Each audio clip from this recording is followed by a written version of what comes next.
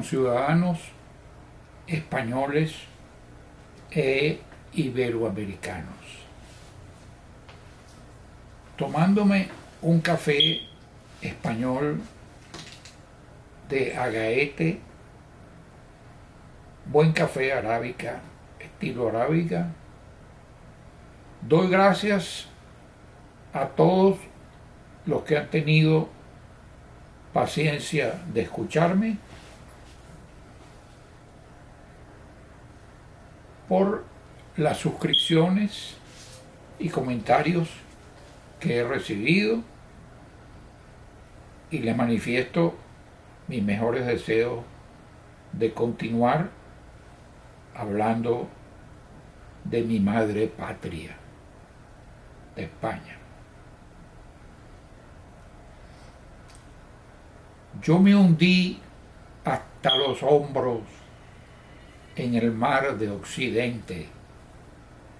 Yo me hundí hasta los hombros en el mar de Colón. Así empieza el canto a España de Andrés Eloy Blanco, el venezolano como yo, autor también de Los Angelitos Negros. Aunque la Virgen sea blanca, píntame angelitos negros. Con eso, Andrés Eloy ganó con el canto a España el premio Alfonso XII en los alrededores de 1935. Es la simbiosis entre el español y el latinoamericano, porque en el fondo somos una misma pasta. Mis contactos con España empezaron desde los primeros años. Estudié en un colegio vinculado en Venezuela, la primaria, un colegio vinculado a los republicanos españoles. El director era Virgili, un catalán, y en la dirección estaba también, según las circunstancias, un vasco, Loperena. Allí aprendí a amar España, y a los amigos españoles que llegaban a Venezuela en el día a día de la emigración de la España de los años 50, en su mayoría republicanos españoles, como ocurrió también con los republicanos españoles que fueron a México. Pero todos, monárquicos, franquistas, españoles, eran como nosotros, los venezolanos, que recibíamos sus clases. El presidente de mi país, López Contreras, había dado instrucciones a sus cónsules, en particular a los cónsules en Marsella, mis padres, de que trajesen gente ilustre de España. Y en Venezuela esos nombres ilustres tienen ahorita nombres de calles: Pedro Grases, Pisuñer, etc. Luego,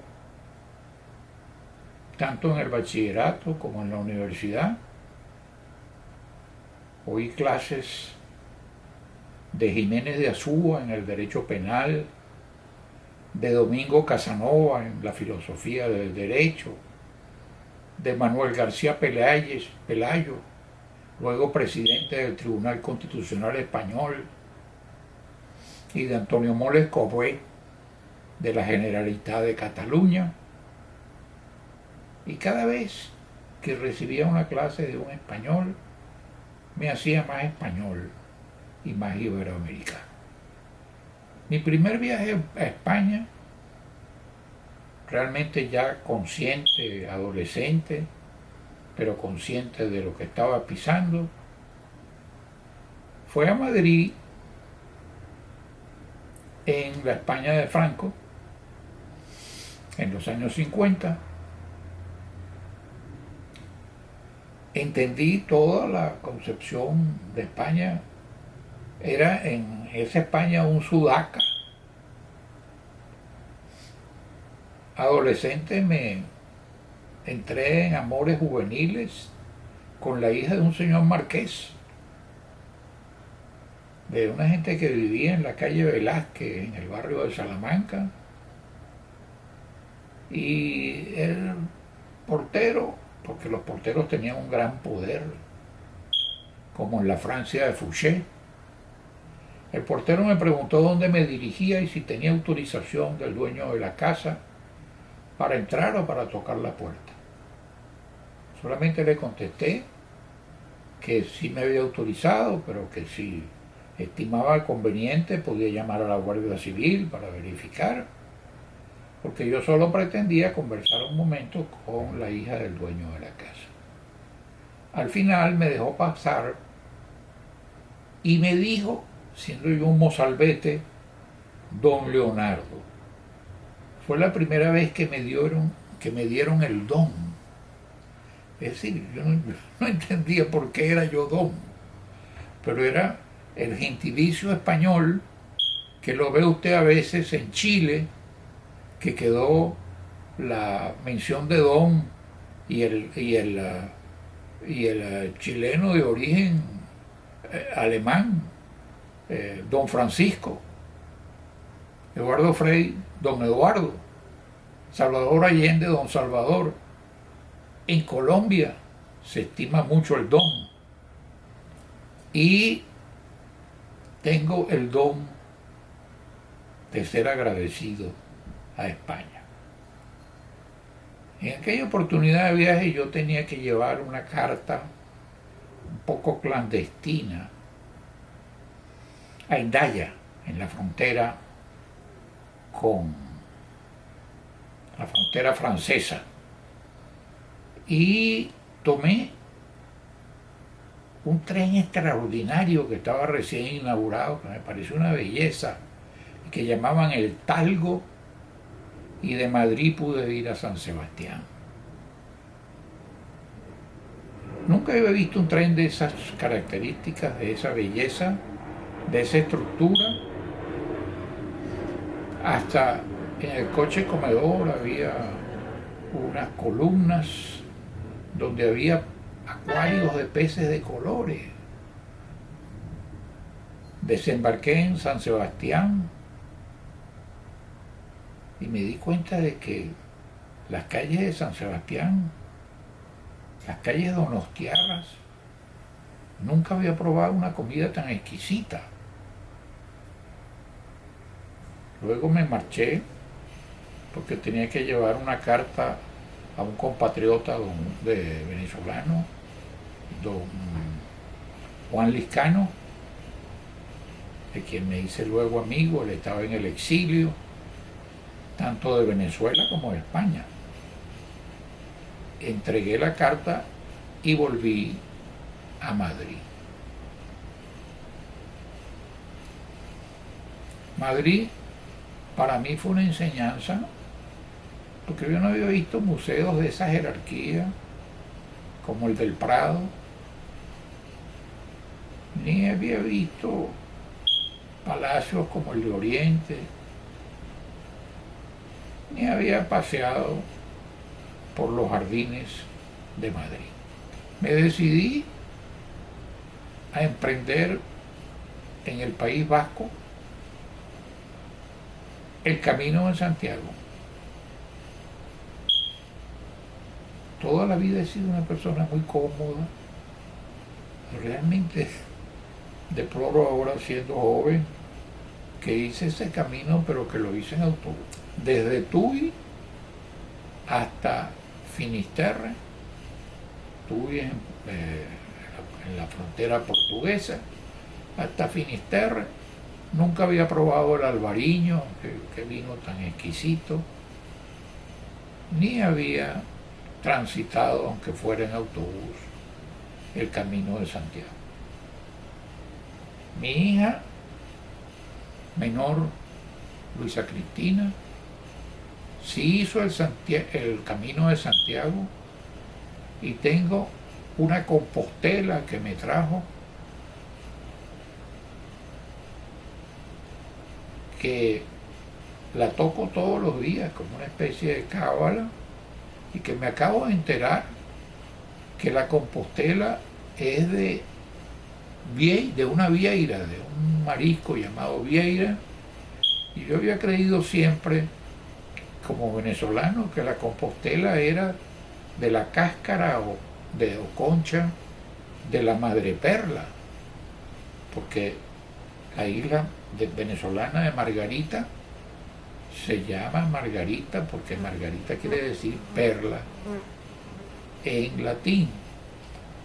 De modo que para mí fue un descubrimiento el saber que la compostela que tengo venía de la vieira, de un marisco exquisito también para consumir, como exquisito es todo lo que se come en el país, en el Camino de Santiago. Realmente traté de hacer como venezolano, una especie de tour bolivariana, que hoy día se suele hacer en Madrid también, recorrer los caminos que Bolívar recorrió. Era aficionado a Unamuno, que escribió sobre lo vasco en Bolívar, porque indudablemente Bolívar fue un venezolano vasco. Hoy está de moda denostar de los próceres. Se cree que es elegante hablar de los defectos de Bolívar, y en España a veces llegan a denostar del Cid Campeador o de la honra de Doña Jimena, porque en las exageraciones los ibéricos y los iberoamericanos, en las pasiones, nos desbordamos a veces hasta denostar de nuestros propios héroes. Yo les voy a recomendar, cuando ustedes lleguen a Madrid, y normalmente si no quieren gastar mucho en taxi o en transporte, pues tomen el metro y pregunten al guía que hay en la estación central del metro a dónde dirigirse. El cómico George Harris trabajaba en eso. Era una especie de indicador de a dónde se dirigía uno. Si llegaba a un hostal, si llegaba a un hotel,